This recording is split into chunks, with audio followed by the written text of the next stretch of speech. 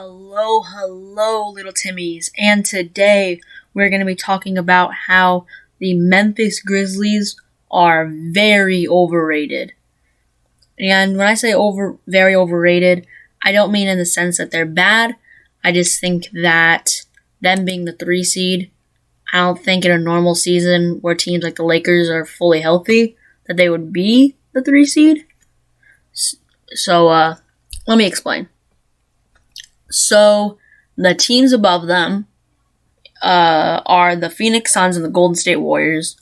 The Phoenix Suns are 40-9, the only team in the league that has single-digit losses. And the Warriors are 37-13. So, they're both a decent amount ahead of them. The Memphis Grizzlies have a record of 35-17. So, they're about like 2.5 games back from the Warriors, which is kind of close compared to what it was earlier in the season. But behind the Memphis Grizzlies is the Utah Jazz. And the Utah Jazz, they just went on a streak where they didn't have Donovan Mitchell. And I do understand that the Memphis Grizzlies, they had a streak where they didn't have Ja Morant, and they went 11-2. But they played very bad teams. And when you have a team that's still pretty good without Ja Morant, and you win games against bad teams, I don't think it's really anything to give the teams good props for. You give props to them just because they were able to do it without their number one option and their star player.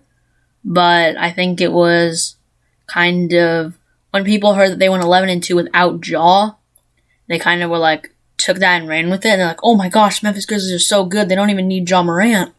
But yeah, I don't think that they actually, if they did not have Ja Morant for like the whole season, I think they would lose a lot of games. Okay. Next team is the Denver Nuggets. Their record is 28-21.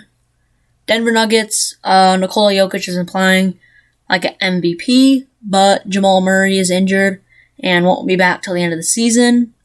So, if they had Jamal Murray and Michael Porter Jr. is injured. So if they had those two guys, I think they'd be playing a lot better. Number 6, Dallas Mavericks. Their record's 29-22. They're currently tied with the Denver Nuggets.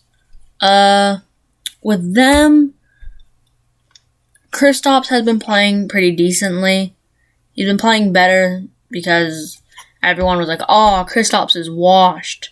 He's averaging 20 points a game, 7 rebounds, and 2 assists. His 3-point percentage is 28%, which is not good. Field goal percentage is only 45%, which isn't good, especially if you're 7'3". But, he's currently injured right now, but it's just a day-to-day injury with a knee injury. But yeah, Kristaps, technically compared to last season, he's had a worse season, but 19.2 points. It's not bad, but when everyone was saying, oh, Kristaps is going to be a superstar, it does make that seem like, oh, well, you were all wrong because he's really bad compared to what his standards were. And then Luka Doncic, with him, he hasn't had a better season than last season. He's averaging 25 points, 9 rebounds, and 9 assists, which is a good stat line, almost averaging a triple-double. His 3-point percentage is only 31%. Field goal percentage 44%, which is decent for a guard. Free throw is 73%, which isn't that good. But I don't really think that he has contributed to winning, especially when you look at his assists. He's the only person who's been getting assists. But Jaylen Brunson, I also want to talk about him. Jaylen Brunson's been having a good year. 16 points, 4 rebounds, and 5.5 assists, which is really good. People were talking about how they might trade him, and that he might get traded to the Knicks. But I do hope that they keep him, because I think he's really good. And he's nice. Now just having him off the bench would just be perfect. They just need someone to surround Luka with someone. I think I don't think that they should trade Kristaps. I just think they need someone else that's like a stretch four. So kind of like Kristaps, but he'll play the center. I think that'd be nice for them. So a 3-and-D type of player. And then next is the Clippers. The Clippers, everyone knows this. They would be better than the Memphis Grizzlies. Paul George just went out with the injury. He's going to be out for the remainder of the season. And Kawhi Leonard's out for the whole season. So their season's basically over. There's no point in bringing both of those players back at all. Because they're currently the 7th seed. The record's 26-26. But their season is it's done. There's no bringing their season back.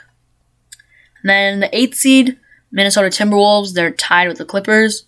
Another team where they haven't really made much improvements to the team.